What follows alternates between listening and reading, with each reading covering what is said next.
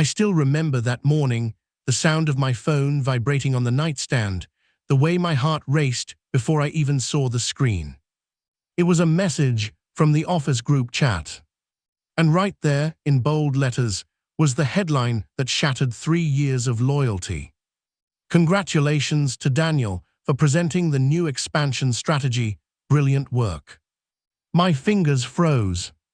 That strategy was mine. Every late night, every spreadsheet, every sleepless hour, all of it. And Daniel, my boss, was the one being celebrated for it. I sat on the edge of my bed, staring at the glowing screen as the congratulations poured in. Emoji after emoji. Praises, handshakes, applause. Each one felt like a knife twisting deeper. I should have known something was off last week when Daniel told me to let him handle the presentation. He said, "You've done enough, take a break. I'll make sure the board knows your contribution." Naive. That's what I was. Naive enough to believe loyalty still mattered in that office. By the time I reached work, the celebration was already in full swing. People clapped as Daniel walked through the hallway, his grin wide, his tone humble, too humble. When our eyes met, he smiled like a man who had just buried a secret. And then, right in front of everyone, he said, "Couldn't have done it without my amazing team, especially Ethan here for helping with some minor data points." Minor data points. That's what he called 6 months of my life. I felt my throat tighten, but I smiled. Because in that moment, I realized something: revenge doesn't begin with rage, it begins with silence.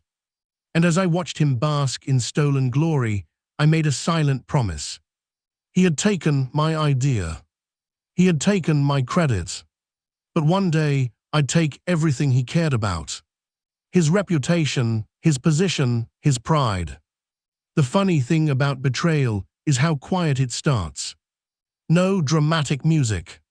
No thunderclap.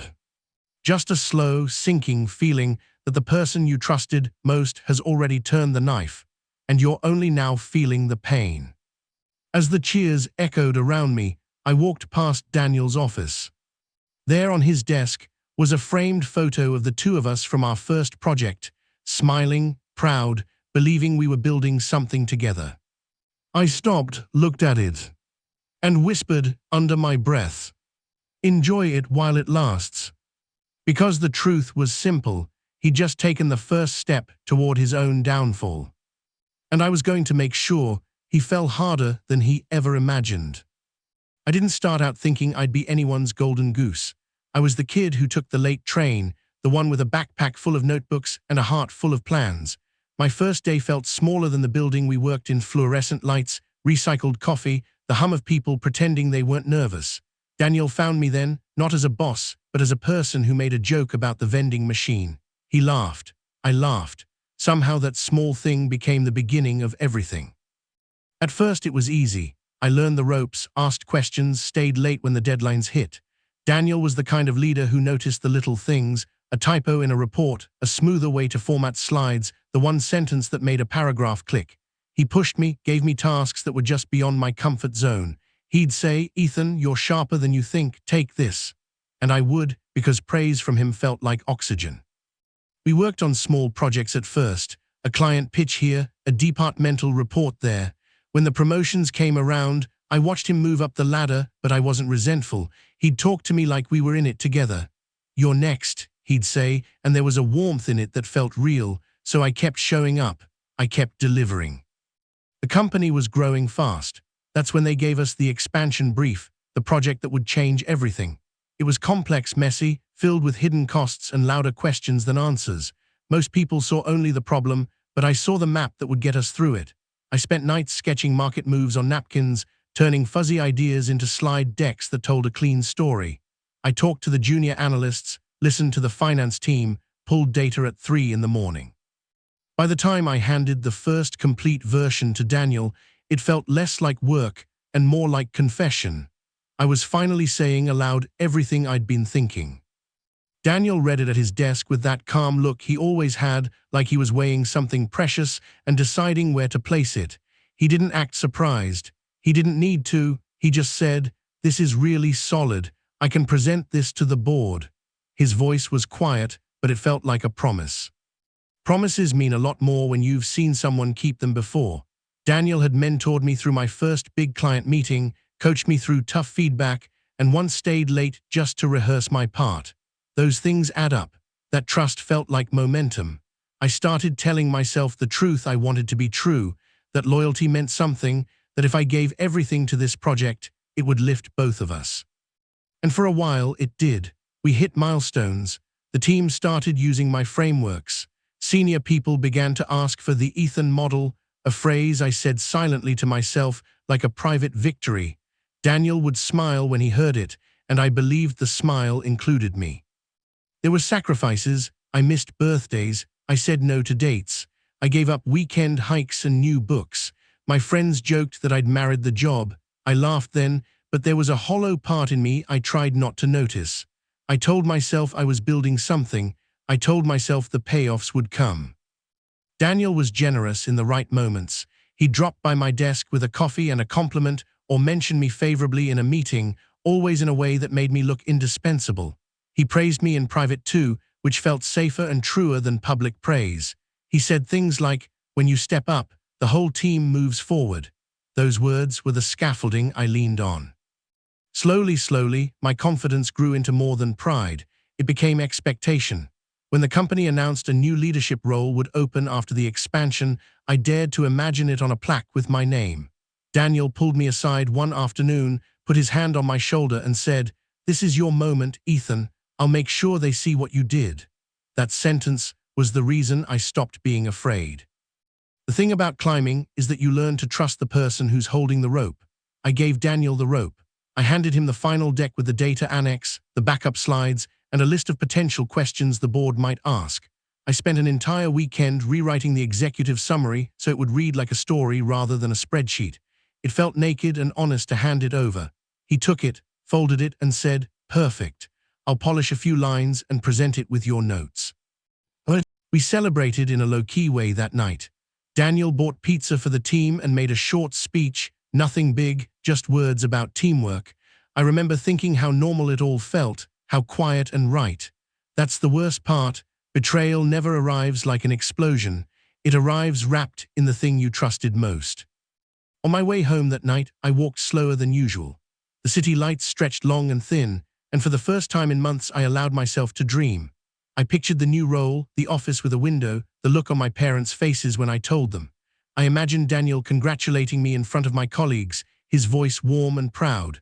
I imagined my friends' texts calling me boss in a joking way, and I allowed myself to believe it was all about to happen.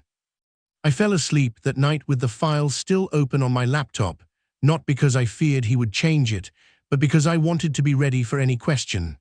I went over the slides in my head, rehearsed my answers, felt the steady thrum of possibility in my chest. If you asked me then if I thought Daniel would ever steal my work, I would have laughed. The idea felt ridiculous. He had been the one who taught me how to present ideas, how to connect dots. He had introduced me to the right people. He had been my champion. How could he be anything else? And yet there was a flicker I didn't notice. A small, almost invisible pause when he answered my message that night. A non-committal "great work" instead of a promise. Small things, the kind you dismiss because you want the world to match your hopes. I should have listened. I should have been cautious. But at that moment, optimism felt like the most reasonable choice. I didn't know then that this was the calm before a storm. I didn't know that the celebrations I had pictured would be hijacked, or that the person I trusted most would learn how to wear my words as his own. All I knew was this: I had given everything to one idea, and I had trusted someone to carry it across the finish line with me. The next morning, I walked into the office thinking about nothing but the meeting. I was ready, I was practiced, I was certain. The rise had been real, the fall would be sudden. The boardroom smelled like polished wood and ambition. I remember standing by the door that morning, holding my coffee, pretending not to care that Daniel hadn't invited me to the presentation. He said, "It's just protocol, Ethan. You know how these senior meetings work. I'll present the concept, and then we'll loop you in for the technical part later." I believed him because that's what you do when you still think loyalty protects you. But as the glass doors closed behind him, something in my gut twisted. He was walking into that room with my work, my voice, my vision, and for the first time, I wasn't beside him. The next hour dragged like a lifetime. I sat at my desk, pretending to answer emails, but my ears strained toward the muffled applause echoing down the corridor. When the doors finally opened, I saw faces I'd never seen smile before, executives shaking Daniel's hand, congratulating him like he'd just saved the company. And when he stepped out, his eyes found mine. He smiled. But it wasn't gratitude, it was victory. "They loved it," he said, adjusting his tie. "Your numbers were solid, really helped drive the story home." Your numbers. That's all he gave me, 2 words that reduced 6 months of obsession into a footnote. Later that afternoon, the company-wide announcement hit. "Congratulations to Daniel Harris for leading the new expansion strategy." The email went out to every employee, with a photo of him at the board table, pointing at my slides, my charts, my ideas. My name wasn't mentioned, not once. I went to his office, heart pounding. He looked up from his desk, calm, collected, almost amused. "You did great work, Ethan," he said, "but you're young, the board trusts experience, you'll get your turn." I wanted to scream, to tell him he was standing on my shoulders, but he leaned forward and said something that froze me in place. "Let this one go. It's better for both of us if you do." Better for both of us. That's what betrayal sounds like: soft, reasonable, practiced. The next few weeks blurred together. He started shutting me out of meetings. Projects I'd started were reassigned. My access to certain files quietly disappeared. Colleagues I'd mentored began avoiding me, whispering behind half-closed doors. It was as if someone had rewritten the story of my own career and made me the background character. I realized then that Daniel wasn't just ambitious. He was strategic. Every compliment, every late-night coffee, every promise, it had all been groundwork for this. And I was the fool who helped him build the ladder he'd just climbed. That night, as I packed my bag, I caught a reflection of myself in the dark office window. Tired, angry, alone. That's when the thought came, quiet, steady, dangerous. If he could rewrite my story, I could rewrite his.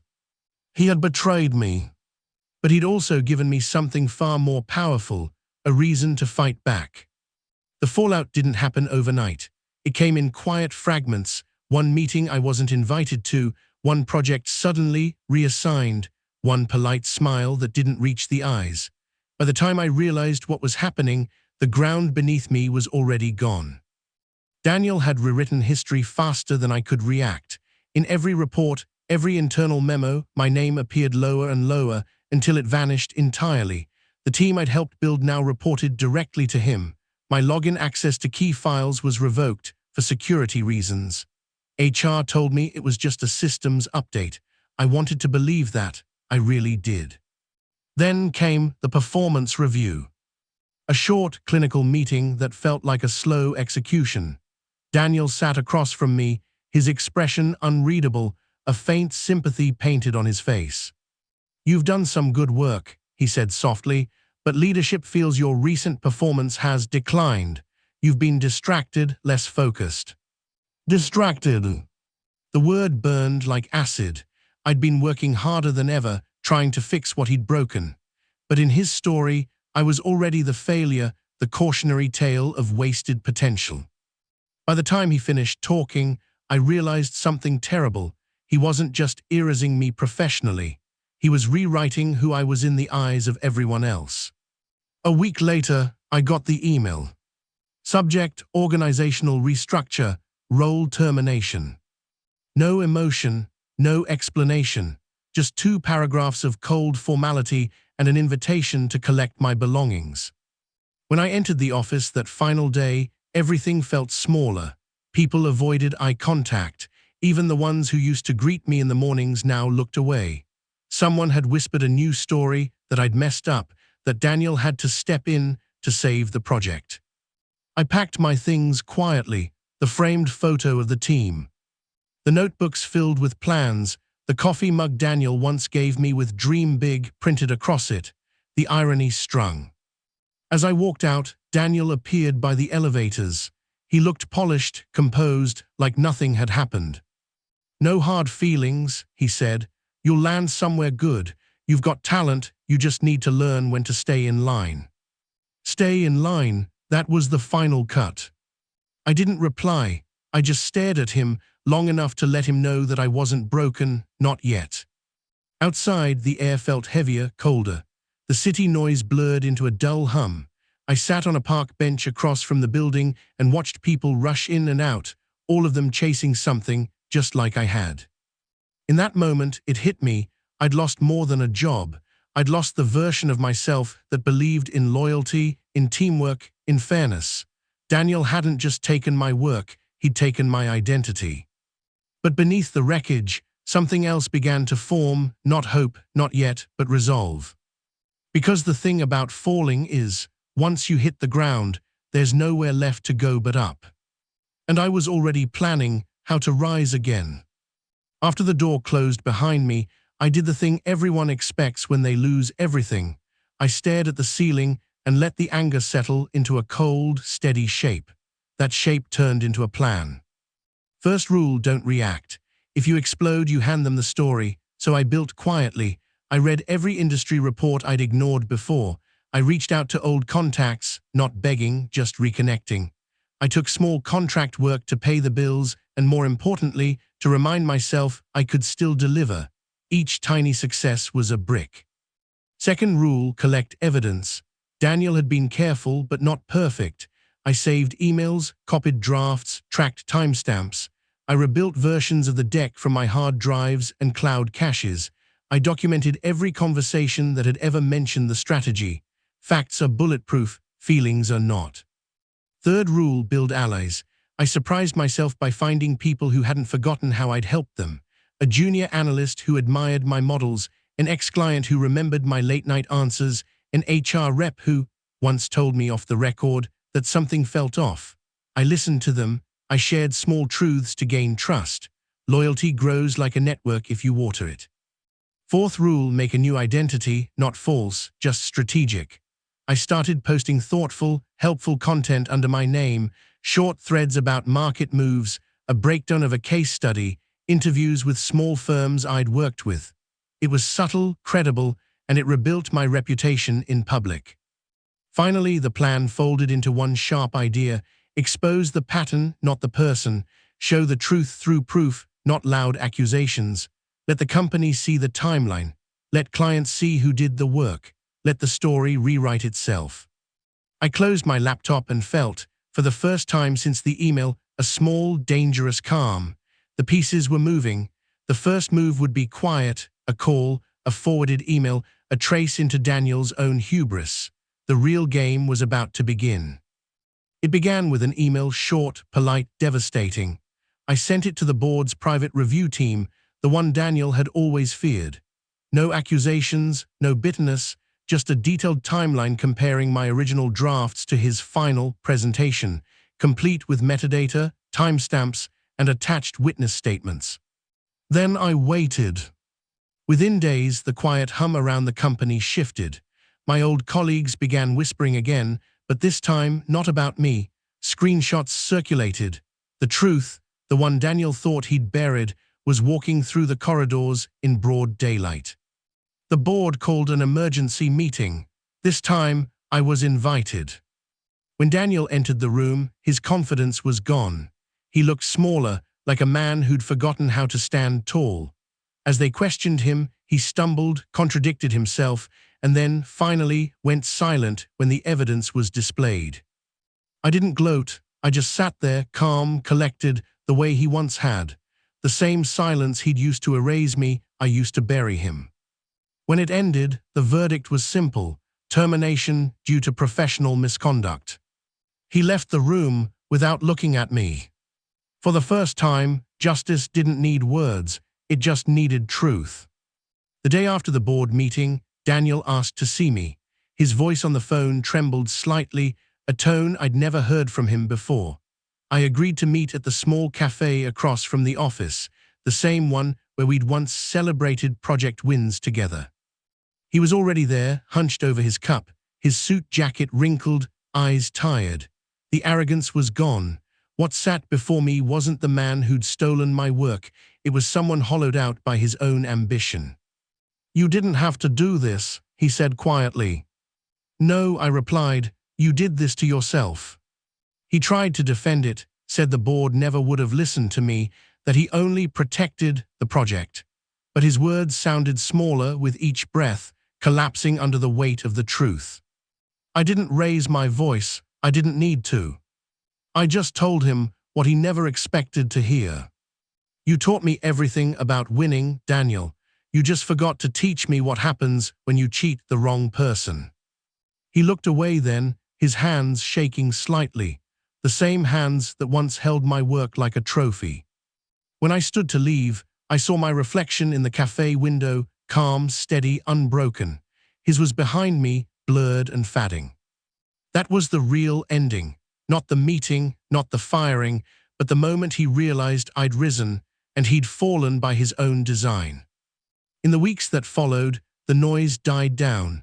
Daniel's name quietly disappeared from company records, while I was offered a consulting position to rebuild the project, under my own name this time. I accepted, not for revenge, but for closure.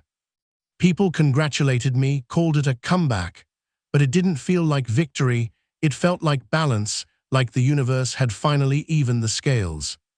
Late one night, I walked past the office building, the lights glowing through the glass.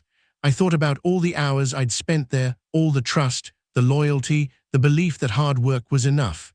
And maybe it still is. But now I know, it's not just what you build that matters, it's who you build it with. Betrayal changes you. It strips away the illusion that good intentions always win.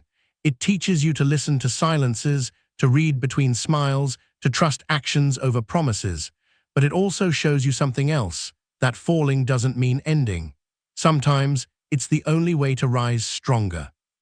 As I walked away, I whispered the same words I once said to Daniel's photograph. "Enjoy it while it lasts." Only this time, it wasn't a threat. It was a reminder that everything built on lies eventually falls, and truth always finds its way back to the surface.